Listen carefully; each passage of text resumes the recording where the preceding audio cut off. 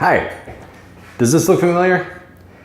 In one of the previous lessons, I actually said that this was a story, another story about me and you and our friends and me giving them cupcakes, okay? And the story was, I knew how many friends I was bringing to this little shindig, this party, whatever we were doing, but I didn't know how many you were bringing, okay? So what I showed you is that if we use the distributive property, we can simplify this expression. And we did. We gave 2 cupcakes to how many friends you're bringing, I don't know, and we gave 2 each to my friends.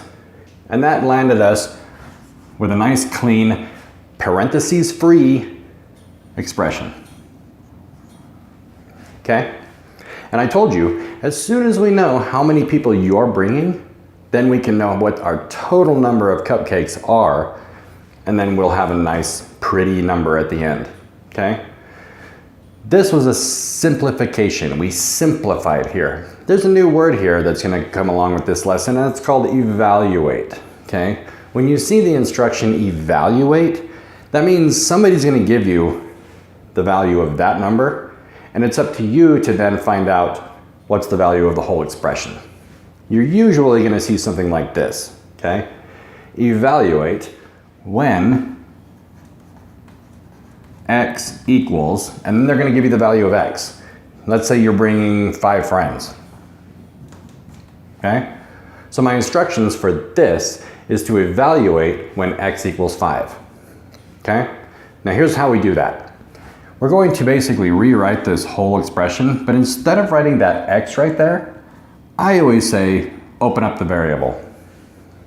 Put some parentheses there, okay? Especially if there's multiplication happening. 2 times x. So I'm going to show that 2 is being multiplied by something else. And in this case, I'm going to put in the value of x. Do you see how I did that? All I did was replace the variable itself with a pair of parentheses, and then I filled in the parentheses with the value they gave me for that variable. Okay? Then I'll write the rest of this equation, or this expression here. And now all I have to do is follow the order of operations, right? There's nothing inside of these parentheses to do, so skip P. There aren't any exponents, skip E. There is multiplication happening. 2 times 5 is 10. Rewrite the thing I didn't change. And then the last operation tells me that you and I are gonna have to bring 16 cupcakes to this little party to make sure each of our friends get 2, okay? Evaluation is simply the process of taking a known value and replacing the variable with it so that you can find the value of the entire expression, okay? So now that we're all happy with our cupcakes, let's look at a couple of more skills practice examples. And let's bring an exponent into the mix, okay? Y squared minus 5. It's already simplified. There's nothing else to simplify. But if I were to ask you to evaluate this when y equals 3, what would we do first? We know that we want to rewrite the expression, the whole expression, but instead of writing that variable, I'm going to open it up, okay? I'm going to replace that variable with parentheses, and right outside of those parentheses is going to be that second power, and then rewrite everything else. Inside of those parentheses, I'm going to fill it with the value they gave me for y. So I'll take that 3 and put it there. No more variables, order of operations time. There isn't anything going on inside of these parentheses, so skip P. But there is an exponent happening here, so we'll do that first. 3 to the second power, if we think back, is just repeated multiplication. So 3 times 3. 3 is represented twice. 3 times 3 is 9. Bring down the minus 5 that I haven't done anything with. And my evaluation, the value of this expression is 4. That's with an exponent. Okay? let's try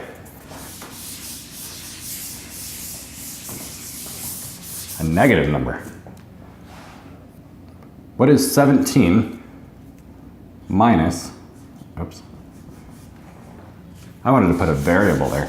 What is 17 minus t when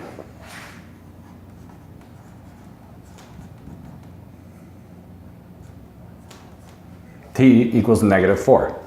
So I'm asking you now to evaluate this expression when t equals -4. It's all the same, okay? Same thing we've been doing all this time. Don't let the negative number scare you. Rewrite 17 minus, but instead of writing t, what do we write? Open it up. Pair of parentheses. What goes inside the parentheses? The value of t, okay?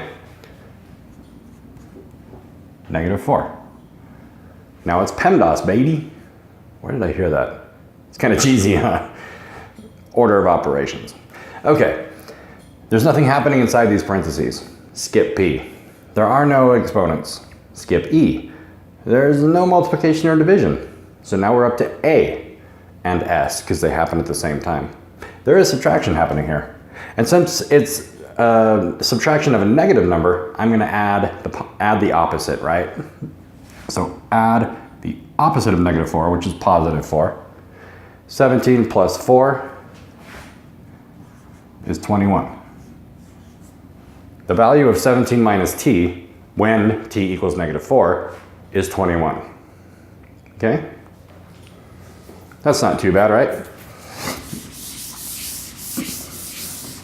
I make $15 an hour mowing lawns.